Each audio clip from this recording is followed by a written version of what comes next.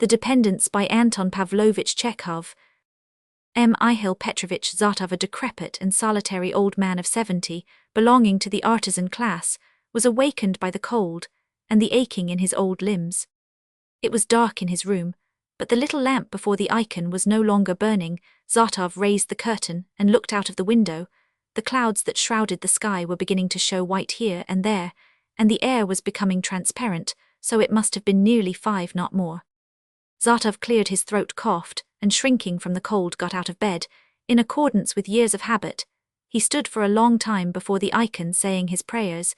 He repeated Our Father, Hail Mary, the Creed, and mentioned a long string of names to whom those names belonged he had forgotten years ago, and he only repeated them from habit too. He swept his room and entry, and set his fat little four-legged copper samovar. If Zartov had not had these habits, he would not have known how to occupy his old age. The little samovar slowly began to get hot, and all at once unexpectedly broke into a tremulous bass hum.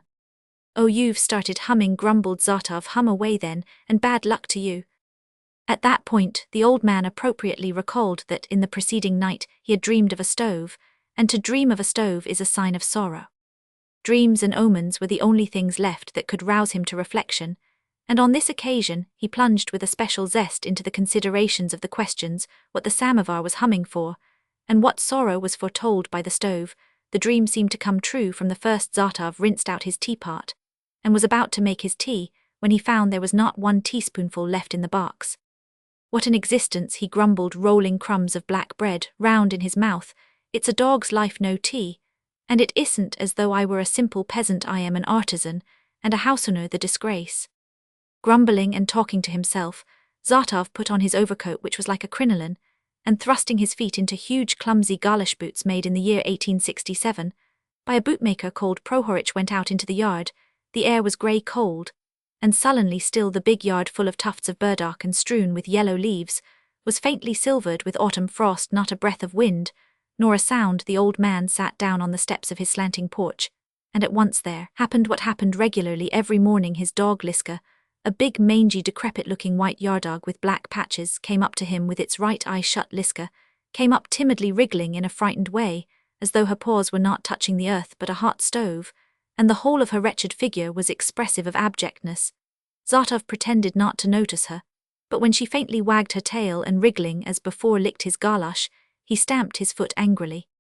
"Be off, the plague take you," he cried, "confounded beast." Liska moved aside, sat down, and fixed her solitary eye upon her master. "You devils," he went on, "you are the last straw on my back, you Herods." And he looked with hatred at his shed, with its crooked, overgrown roof. There, from the door of the shed, a big horse's head was looking out at him. Probably flattered by its master's attention, the head moved, pushed forward, and there emerged from the shed the whole horse, as decrepit as Liska, as timid, and as crushed, with spindly legs, grey hair, a pinched stomach, and a bony spine. He came out of the shed, and stood still, hesitating, as though overcome with embarrassment.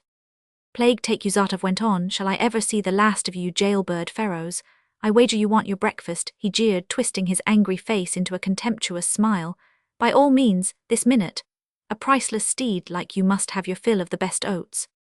Pray begin this minute, and I have something to give to the magnificent, valuable dog. If a precious dog like you does not care for bread, you can have meat." Zartov grumbled for half an hour, growing more and more irritated in the end, unable to control the anger that boiled up in him. He jumped up, stamped with his galoshes, and growled out to be heard all over the yard. "I am not obliged to feed you, you loafers. I am not some millionaire for you to eat me out of house, and home I have nothing to eat myself, you cursed carcasses. The cholera take you. I get no pleasure or profit out of you, nothing but trouble and ruin. Why don't you give up the ghost? Are you such personages that even death won't take you? You can live, damn you. But I don't want to feed you. I have had enough of you. I don't want to." Zartov grew wrathful and indignant, and the horse and the dog listened. Whether these two dependents understood that they were being reproached for living at his expense, I don't know, but their stomachs looked more pinched than ever, and their whole figures, shriveled up, grew gloomier and more abject than before. Their submissive air exasperated Zartov more than ever. "Get away," he shouted, overcome by a sort of inspiration, "out of my house. Don't let me set eyes on you again. I am not obliged to keep all sorts of rubbish in my yard. Get away." The old man moved with little hurried steps to the gate, opened it, and picking up a stick from the ground began driving out his dependents. The horse shook its head, moved its shoulder blades, and limped to the gate.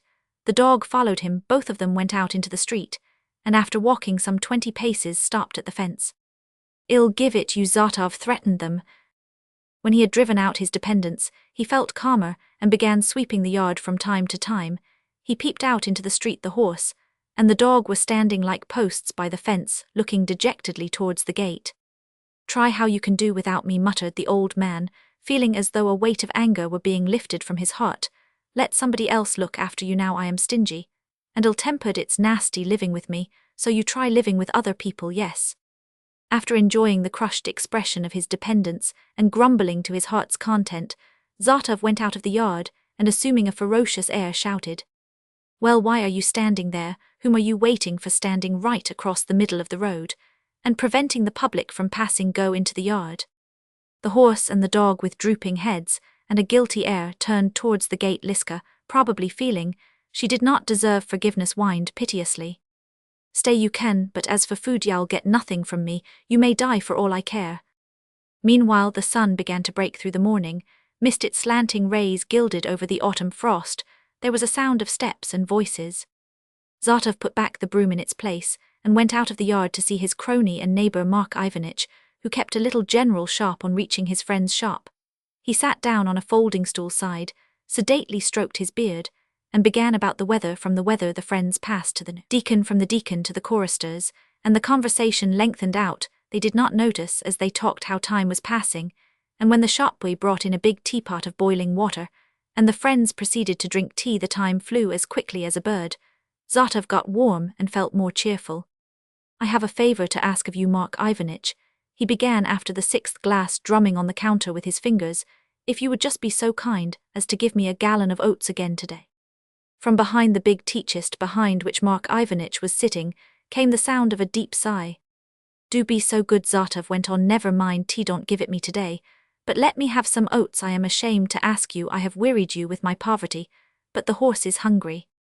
"I can give it you," sighed the friend. "We not, but why the devil do you keep those carcased? Fu, tell me that, please. It would be all right if it were a useful horse, but Fu, one is ashamed to look at it, and the dog's nothing but a skeleton. Why the devil do you keep them?"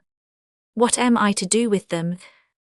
"You know, take them to Ignat the slaughterer. That is all there is to do. They ought to have been there long ago. It's the proper place for them."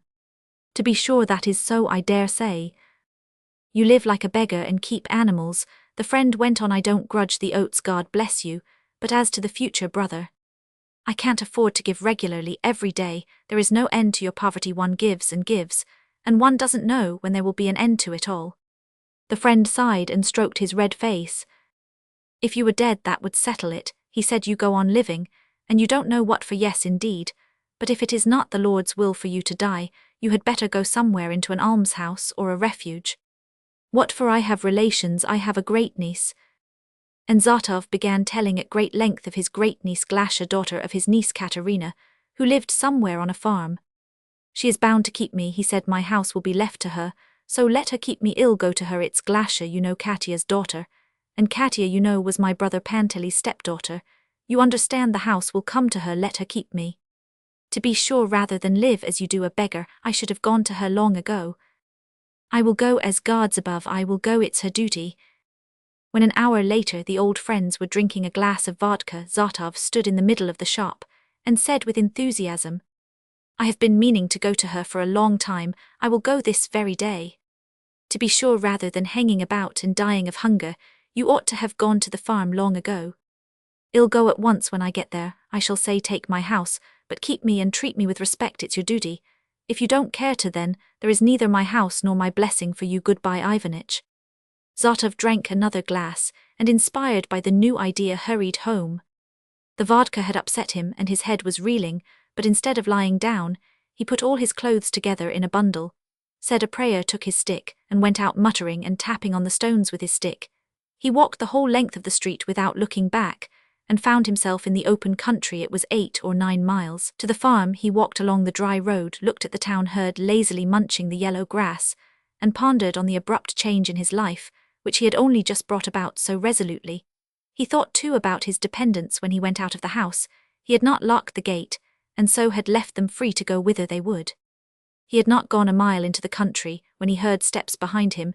He looked round and angrily clasped his hands. The horse and Liska, with their heads drooping, and their tails between their legs, were quietly walking after him. "Go back," he waved to them. They stopped, looked at one another, looked at him. He went on, they followed him, then he stopped and began ruminating. It was impossible to go to his great-niece Glasha, whom he hardly knew, with these creatures. He did not want to go back and shut them up, and indeed he could not shut them up because the gate was no use. To die of hunger in the shed, thought Zotov. Hadn't I really better take them to Ignat?